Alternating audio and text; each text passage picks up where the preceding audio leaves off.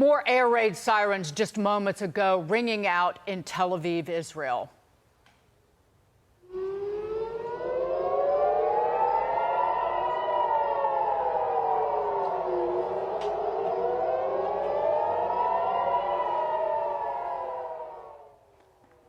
This comes as Israel and Iran trade fire for a fifth day.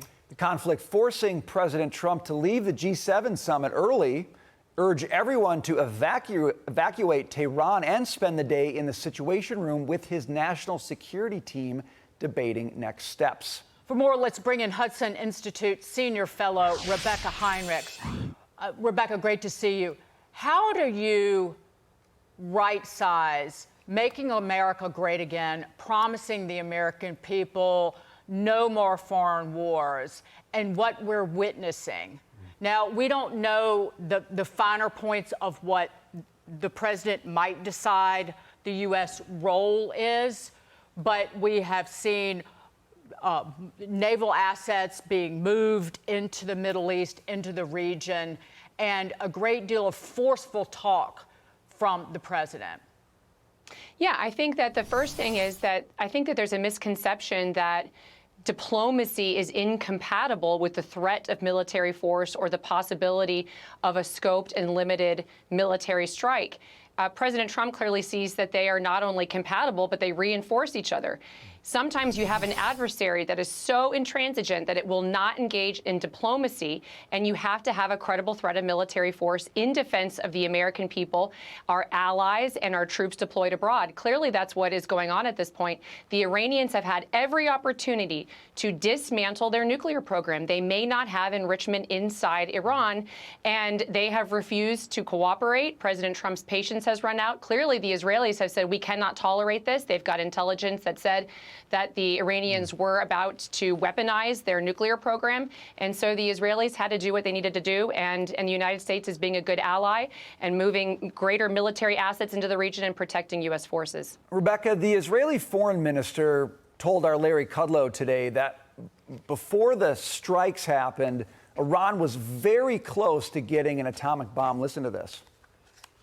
Our assessment is that they are where they were far, maybe half a year, maybe even less than that, from an atomic bomb, and they have enough materials for 9 atomic bombs. So simply, it cannot be delayed. This issue should be solved now, and I think that also President Trump made it clear in his last statements that now is the time to solve this issue once and for all.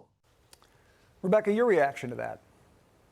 Well, I mean, the United States is the country that has these B-2 bombers and these penetrating bombs that can reach that Fordo, that major enrichment facility that the Iranians have that's deeply buried inside that mountain. Clearly, the Israelis know that they can't destroy it on their own, but that the United States can. But President Trump, I would assume, would not go in and take that action unless he was positive that U.S. forces in the region were safe and secure, but at least we had good intelligence that would give him the confidence that they would be, and that the skies were clear in Iran, and so that our aircraft could get in there and finally take out that facility. And the Israelis obviously want that kind of support. Okay, Rebeccah, stand by with us for a second. We want to check in with Fox News chief foreign correspondent Trey Yingst, who is live in Tel Aviv. Trey. Yeah, Dagan, Brian, good afternoon. Just last hour, we took some incoming ballistic missile fire here in Tel Aviv. The Israelis are meeting tonight with their security cabinet to determine the next steps in this war against Iran. And it comes as the IDF says they've taken out 40% of those ballistic missile launchers, and they say they now have air superiority over the Iranian capital of Tehran. The big question tonight, though, is if the United States will get directly involved in this conflict, launching airstrikes of its own. We do know the Israelis are keeping up their airstrikes. Officials say there are dozens of Israeli jets in the skies of Iran each and every hour. But of course, that ballistic missile fire does continue, targeting major population centers here in Israel. Sirens were not only sounding in Tel Aviv today, but also in the northern city of Haifa and as far south as the Negev desert. Officials say this is going to be a multi-pronged operation. There are still surprises in store for the Iranian regime. But remember, they've not yet gone after any political leadership in Tehran.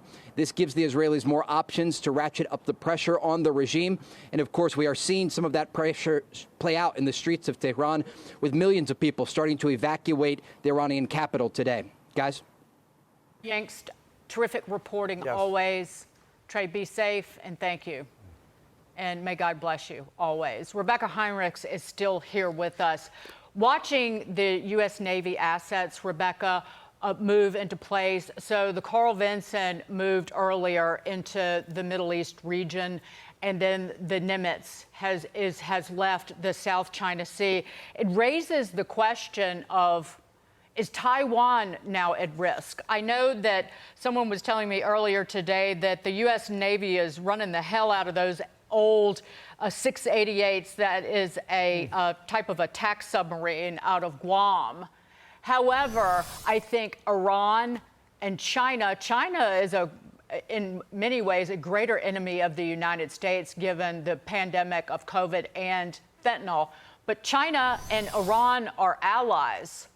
And where does that leave Taiwan, which is certainly our greatest source of production for artificial intelligence chips? Well, look, you've raised a really great point, which is that the Chinese are the greatest threat posing to the United States, but the Chinese are collaborating with the Russians, with the Iranians, and with the North Koreans. And this is why the United States needs the help of its allies. We can't possibly deter all of these adversaries by ourselves. It's interesting to note that these refueling tankers that the United States moved into Europe are going to be used potentially for our activity in the Middle East. Good thing we have those European allies when we need them. But, you know, we're going to have to move some of our weapons over to the Middle East to protect our troops and to make sure that we have overwhelming force if necessary. But it does leave us a bit of taking on some risk in that particular region, which is why we have to increase our defense industrial base so that we have weapons to go around, and we need the help of our allies. They've got to increase their own defense industrial production so that we can handle all these threats together. Rebeccah Heinrichs, we really appreciate your analysis today. Thanks for being with us. Thanks for having me.